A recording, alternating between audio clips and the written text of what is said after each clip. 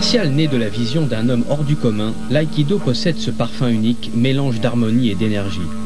Morihei Ueshiba l'avait voulu ainsi, dans sa conception inspirée à la fin du 19e siècle des meilleurs maîtres d'arts martiaux japonais. À l'invitation de la FFAB, le petit-fils du fondateur, Doshu Moriteru Ueshiba, et le grand maître Nobuyoshu Tamura dirigeaient un stage le mois dernier à Paris. Moment exceptionnel, rencontre privilégiée, cette réunion a été dominée par l'esprit de tradition et d'évolution d'un art qui exclut toute idée de compétition et ne reconnaît dans sa pratique que la notion de partenaire.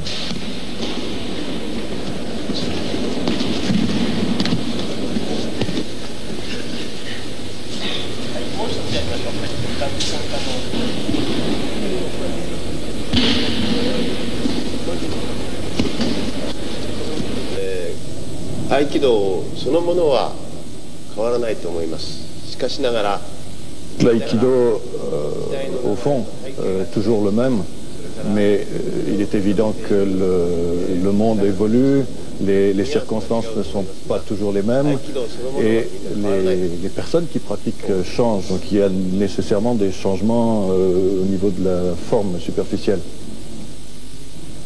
合気道というの基本の Le fondateur a développé une philosophie qui repose sur l'amour et tout ce qui est la pratique de l'aïkido à travers l'aspect technique de l'aïkido vise à développer l'être humain et à développer en lui les capacités d'amour et d'harmonie. Et c'est ça qui est le but de la pratique de l'aïkido.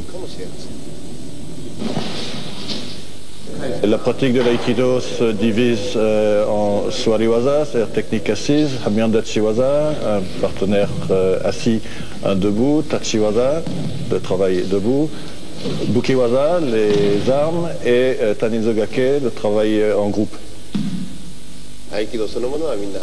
Dans l'aïkido, il ne devrait pas et il ne peut pas y avoir de compétition. C'est justement le côté admirable de l'œuvre du fondateur, d'avoir créé un art qui ne soit pas un art de compétition, parce qu'il a très clairement justement voulu établir quelque chose qui soit en dehors du monde de la compétition.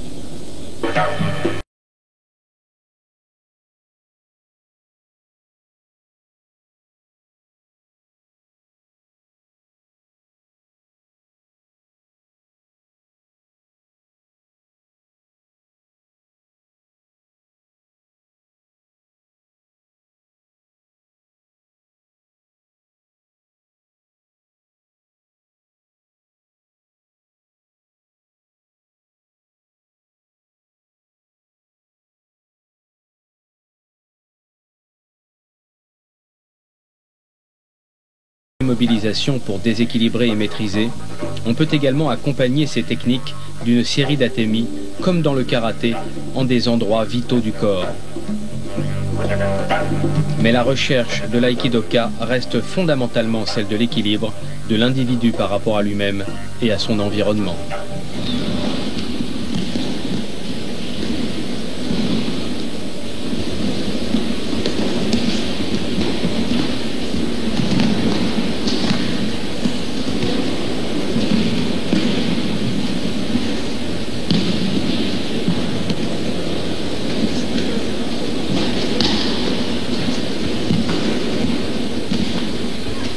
À voir, on a l'impression que ça se fait tellement facilement que le partenaire tombe parce qu'il doit tomber, ce qui n'est pas toujours vrai.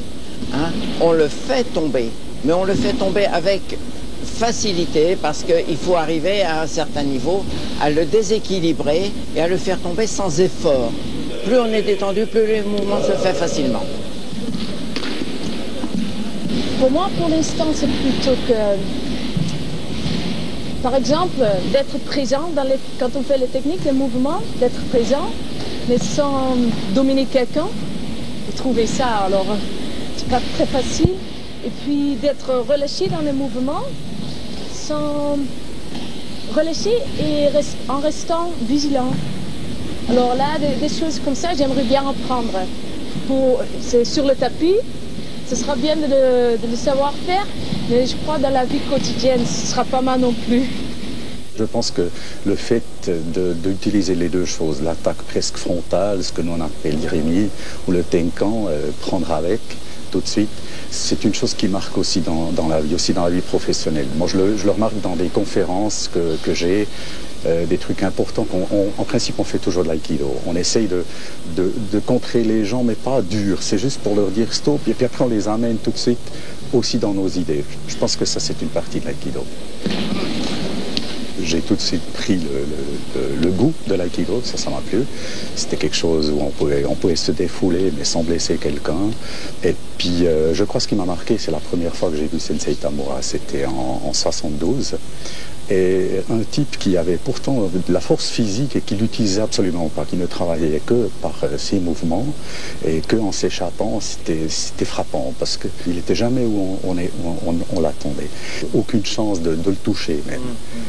Et c'était le chemin à poursuivre, l'idée d'essayer d'arriver au même point un jour. Mémoire vivante de l'aïkido, Nobuyoshi Tamura a connu au sensei le fondateur de son art, puis son fils, et aujourd'hui, il perpétue l'esprit de la famille en restant très proche de l'actuel Doshu. Arrivé en France en 1964, mandaté par l'Aikikai, le grand maître est resté fidèle à l'Europe où il consacre sa vie au développement de l'aïkido.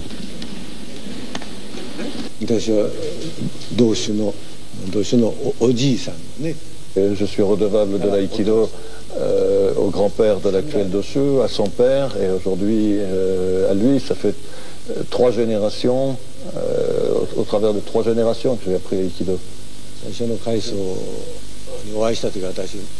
Quand j'ai rencontré le fondateur, j'étais très jeune, bien sûr, et tout ce qu'on me montrait, tout ce qu'il m'expliquait ou qu'il expliquait, je croyais le comprendre simplement, je ne comprenais pas.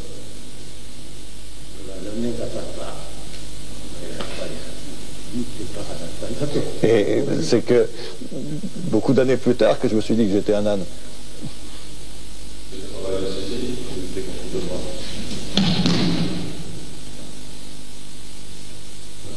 Ça fait plus de 35 ans. Et effectivement, les techniques, que ce soit les miennes ou celles des pratiquants, ont peut-être changé.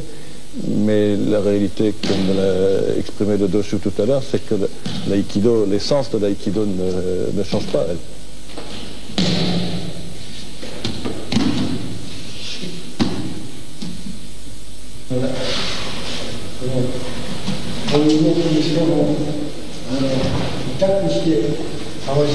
Même ces mouvements de contrainte articulaire, par ces mouvements, on ne cherche pas à faire mal, à provoquer la douleur, mais à contrôler l'équilibre du partenaire.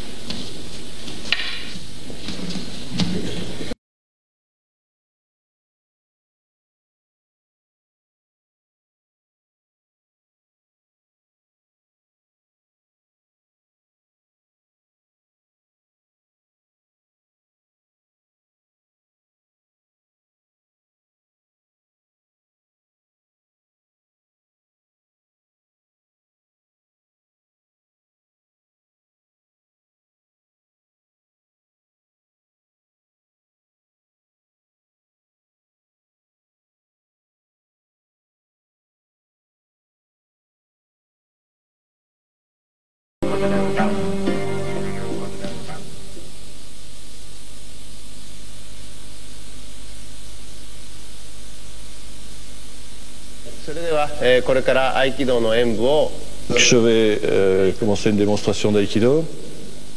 La pratique de l'aïkido se divise en swariwaza, c'est-à-dire technique assise, hamyandachiwaza, un partenaire assis, un debout, tachiwaza, le travail debout, bukiwaza, les armes, et taninzogake, le travail en groupe.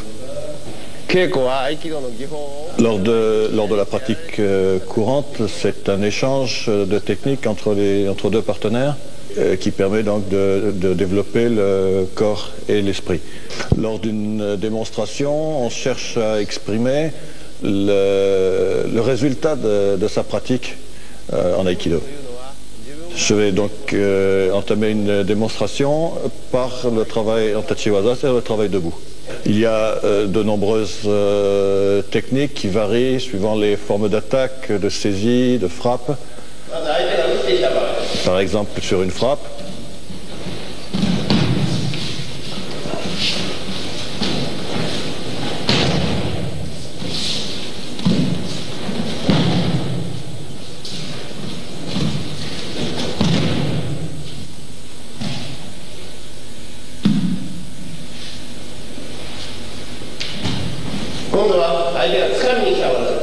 cette fois-ci, nous travaillons sur une saisie.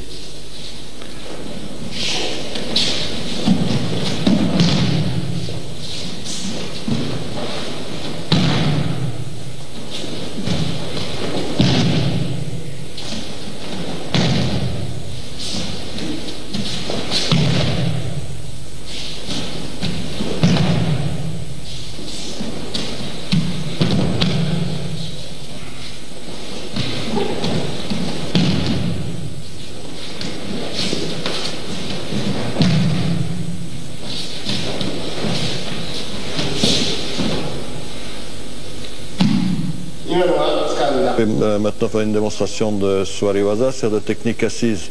Ces techniques assises trouvent leur origine dans le monde des guerriers, dans les châteaux qui étaient donc assis sur des tatamis, et un certain nombre de techniques ont été développées pour cet usage, et c'est une particularité de l'aïkido aujourd'hui d'avoir conservé ces techniques. Et on les a conservées dans l'aïkido comme entraînement particulier, en particulier pour les hanches. Là, il y a un retournement du poignet.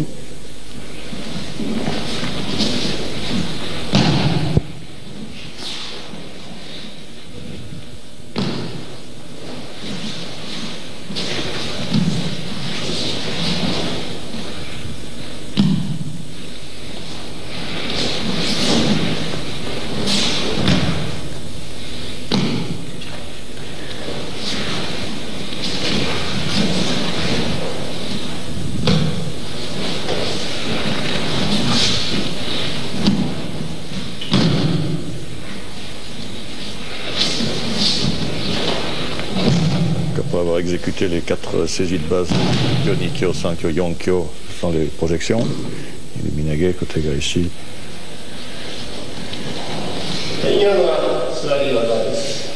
Donc, après le Suwariwaza,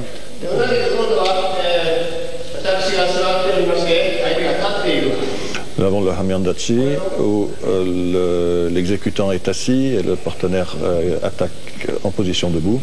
On cherche à retrouver les mêmes déplacements que quand on est debout.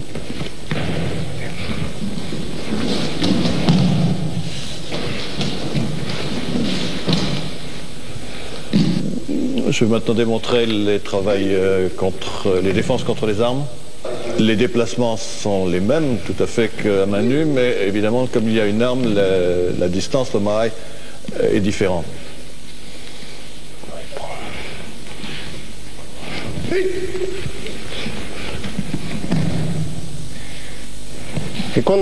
Cette fois-ci, le sabre est remplacé par un jo, un bâton. Et là aussi, le déplacement qui est fait, exécuté à main nue, on cherche à le reproduire à l'aide du bâton.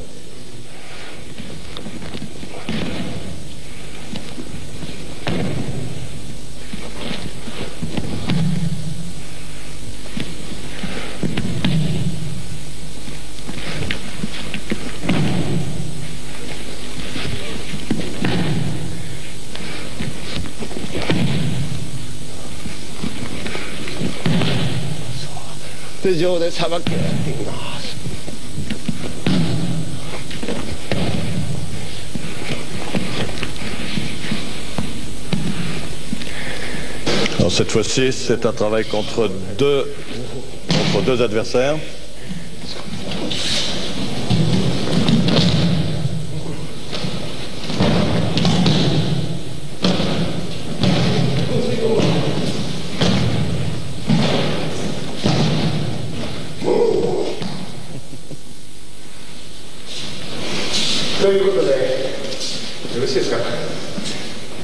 Pour pour terminer, présenter un exercice qui sert à développer la puissance interne. C'est un exercice de coordination physique et respiratoire. Ces exercices de Kokuro, donc de développement de la puissance respiratoire, sont essentiels pour l'aïkido car ils développent ce qui anime les techniques de l'aïkido.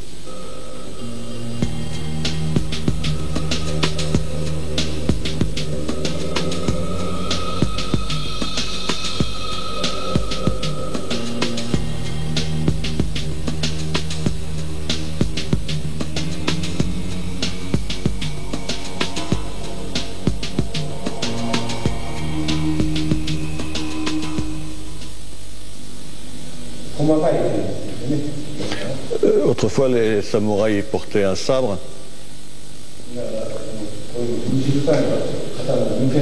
et ces saisies servaient à empêcher l'utilisation du sabre. Donc, c'était déjà un contre-contre, si je peux dire.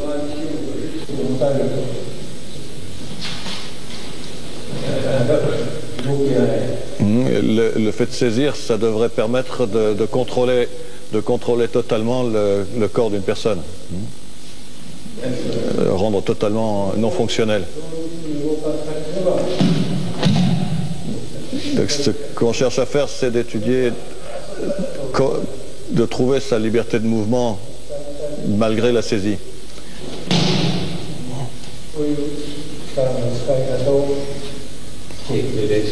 Donc à l'intérieur de la pratique, même si on a l'impression que les techniques sont toujours les mêmes, il y a des choses qui sont cachées ici.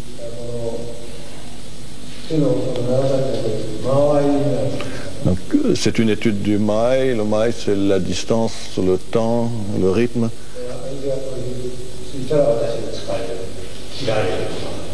Donc suivant son action, je vais être frappé, coupé.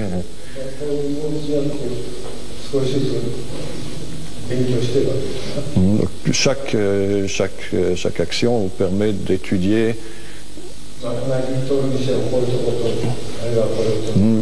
la saisie.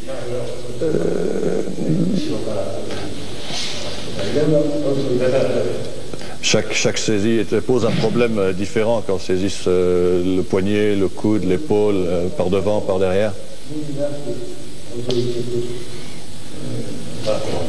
Et le but de ce travail est de chercher à éviter tout mouvement inutile, tout effort inutile.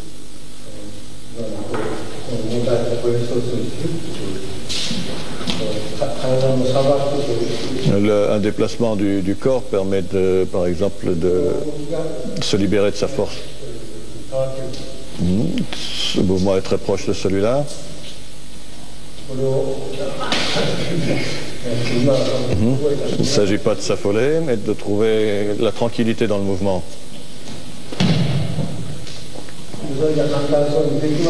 Ça, bien sûr, ça a l'air très simple.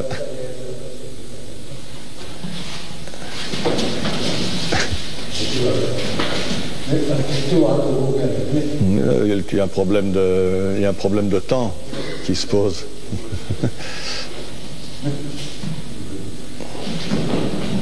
Donc une main, deux mains.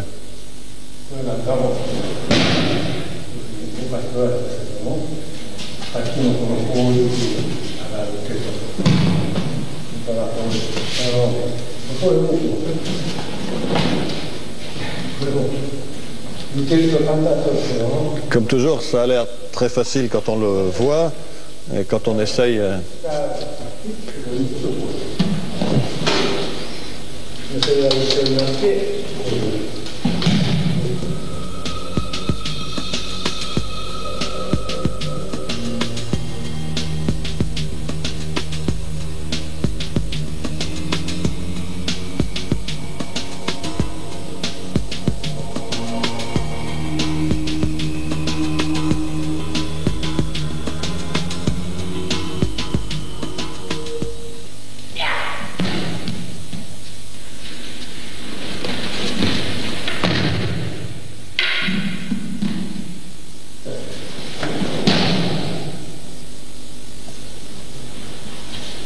Il ne s'agit pas de s'enfuir, mais d'utiliser le rythme du mouvement. Il faut que ça donne l'impression d'être très lent.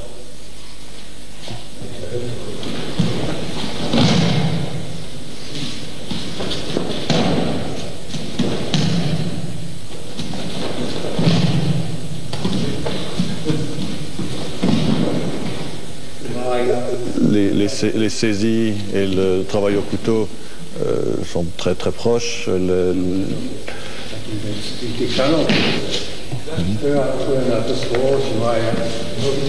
Et dès qu'il y a une arme, le sens de la distance est modifié.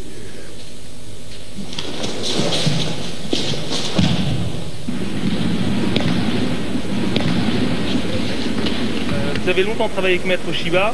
Oui, qu'est-ce que vous retirez aujourd'hui de l'homme qu'il était? Je parle de l'homme. Donc bien sûr, dans le dojo, c'était le chef, le maître, hein, et donc il avait un aspect sévère. Mais quand dans la vie de tous les jours, dans les autres moments, c'était vraiment comme un grand-père très gentil.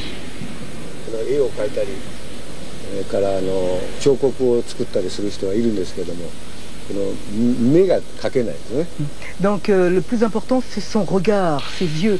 Ce n'est pas qu'il soit terrible ou transperçant, mais il y a quelque chose qui vous touche. Et il y a des gens qui ont essayé de le dessiner ou d'en faire des sculptures, mais ils n'ont pas réussi à capter ce regard particulier.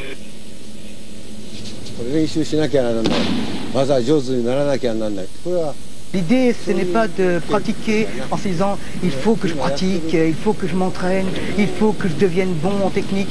C'est de prendre plaisir dans ce que l'on fait dans la pratique.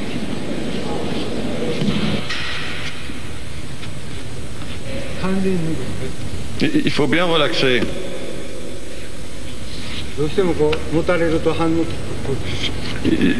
C'est un réflexe, quand on est saisi, on a tendance à réagir. Hein. Et il faut surpasser le réflexe et se décontracter. C'est ça l'exercice. Vous pensez d'abord à faire tomber, c'est pas à ça qu'il faut penser. Il faut penser à se libérer, à laisser partir la force.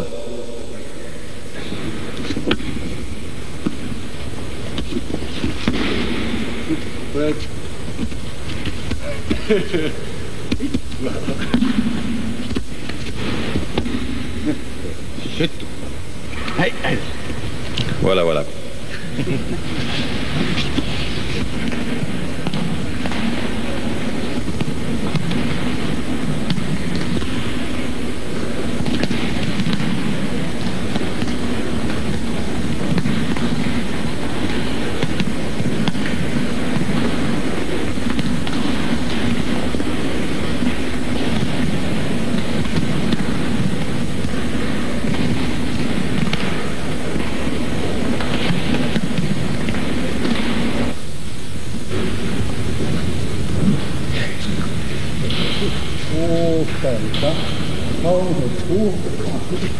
Donc très bien, poussez bien le coude vers le visage, vers la colonne vertébrale en fait.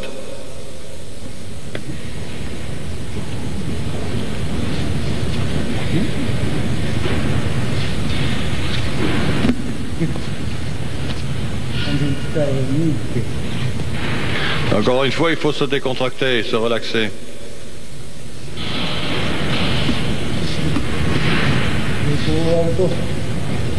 Si vous forcez, tout se bloque.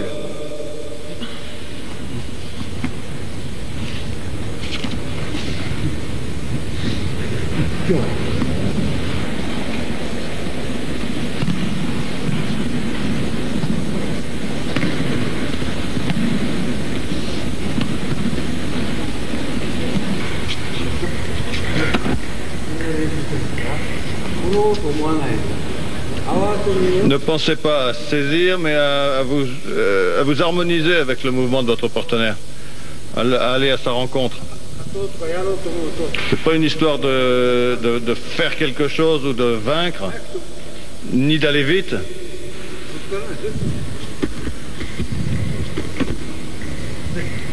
Il ne faut pas s'opposer à la force. C'est cette sensation qui est importante. Ikkyo en soi... Ikkyo en soi, ça ne change rien à votre vie. Hein. Mais par contre, ça contient tous les mouvements qui sont intéressants à étudier. Autrement, sur un plan pratique, ça suffit largement, vous comprenez? Il n'y a pas besoin de pousser ou de faire tomber.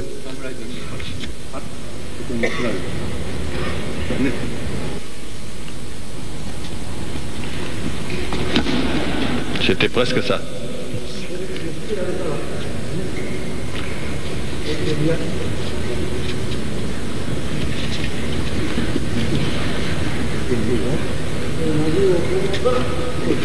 C'est parce qu'il pousse, il me dérange. Il ne faut pas déranger votre partenaire.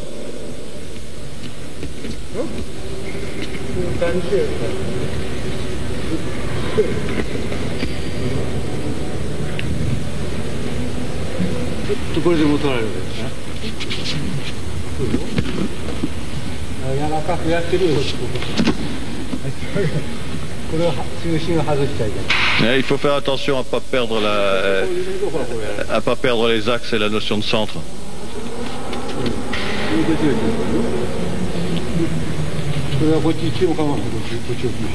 Ouais, mais vous pouvez changer aussi, c'est pas grave.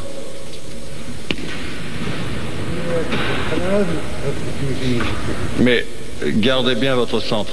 Il ne faut pas sortir de cet axe.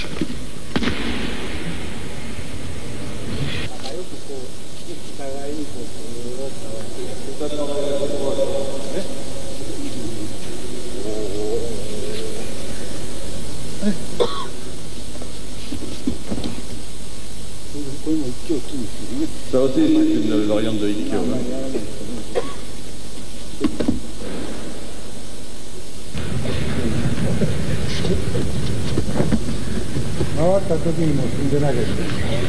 Il faut que la technique soit engagée au moment où vous retournez. Hein.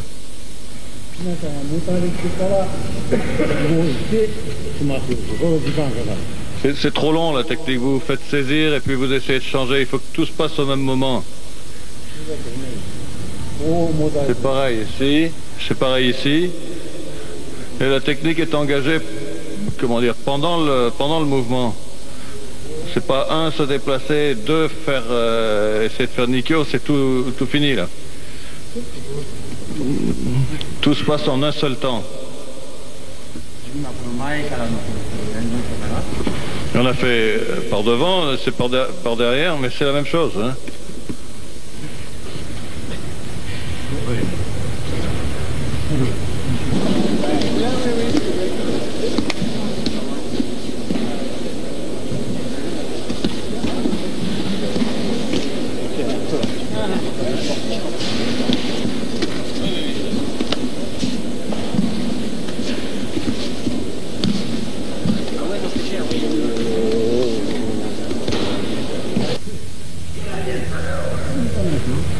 Ne forcez pas, c'est une question de rythme et de distance.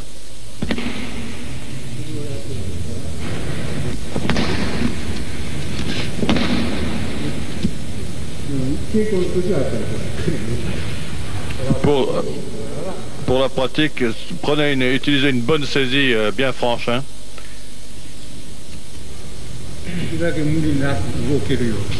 Et supprimez tous les efforts inutiles. C'est pas votre partenaire qui a tort, c'est vous.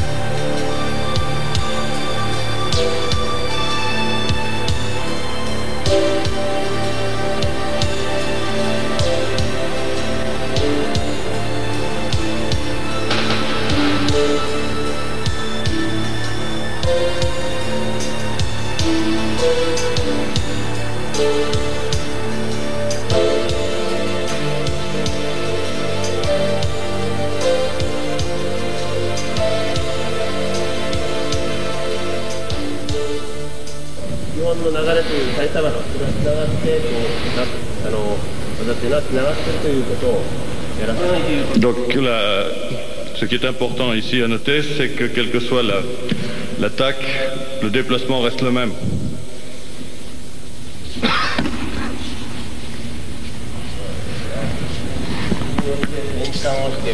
Donc vous commencez par Irimi, Tenkan, couper.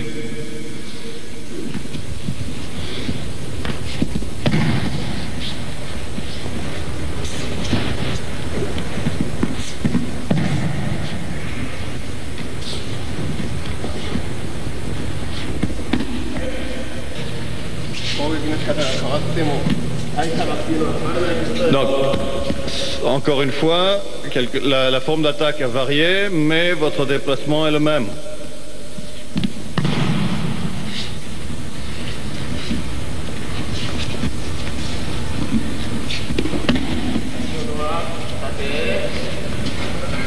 Donc, on a commencé par Katatedori.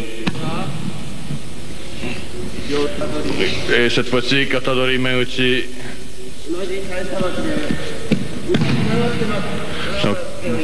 C'est le même déplacement, hein, c'est cette unité des techniques qu'on est en train d'essayer d'étudier.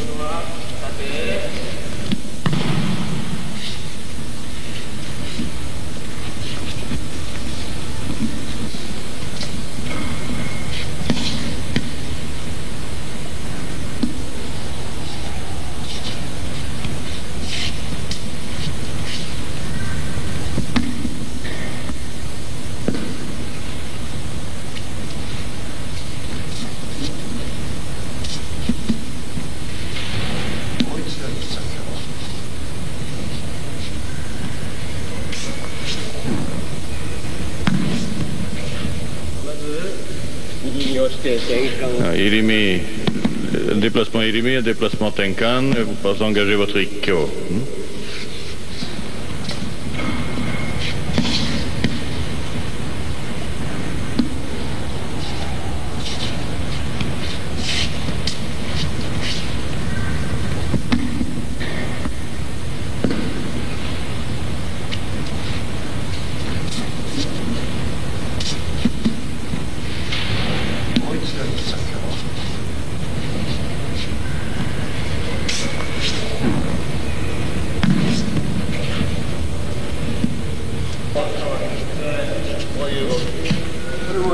Vous avez aussi d'autres possibilités comme celle que je viens de montrer.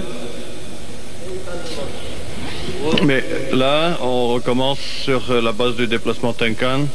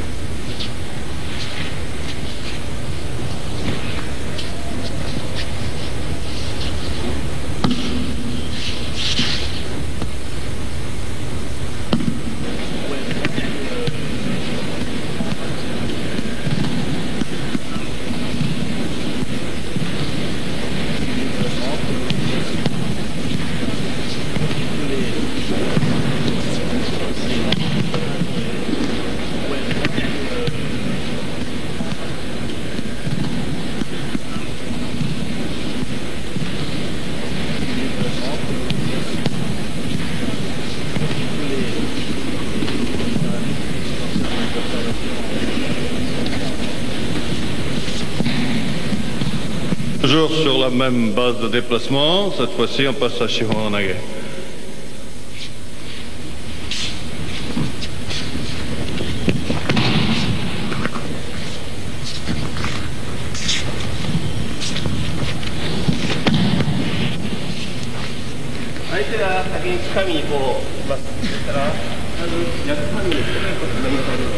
Donc quand il vient saisir, vous vous retrouvez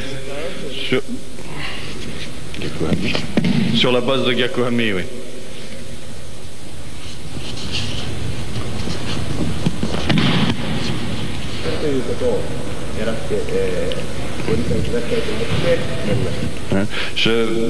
J'espère que j'ai été clair dans mes explications et que vous avez pu comprendre à quel point les techniques sont liées les unes aux autres et qu'il ne s'agit pas de techniques qui sont séparées, sans relation les unes aux autres. それで最後に呼吸法をやりますが、呼吸法でしっかりと呼吸力を養って、それと体さばきと先ほど午前中と同じなんですが、呼吸力を養って、それと体さばきとで技につながるように呼吸力を養成してください。Donc nous allons terminer par un kokyuho. Il s'agit de bien développer votre kokyuryoku, la puissance respiratoire, et de pouvoir ensuite l'utiliser à l'intérieur de vos techniques.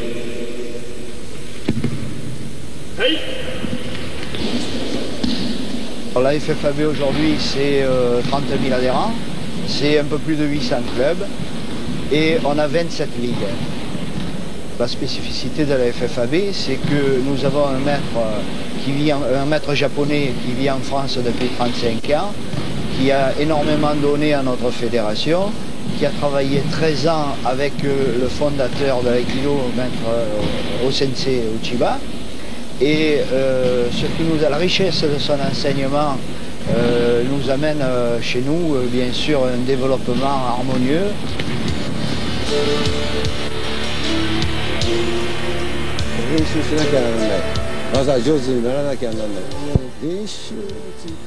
Pour moi, l'aïkido, c'est le fait de le pratiquer sans cesse avec plaisir.